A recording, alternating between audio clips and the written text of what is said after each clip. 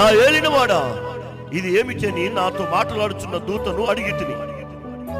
నాతో మాట్లాడుచున్న దూత, ఇది ఏమిటో నీకు తెలియదా అని నన్ను అడగగా, నేను నా ఏలినవాడా, నాకు తెలియదు అంటిని. అప్పుడు అతడు నాతో ఇట్లనెను, జెరుబాబెలునకు ప్రత్యక్షమగు యెహోవా వాక్కు ఇదే, శక్తి చేతనైనను బలము చేతనైనను కాక నా ఆత్మ చేతనే ఇది జరుగునని సైన్యములకు అధిపతి యెహోవా సెలవిచ్చెను.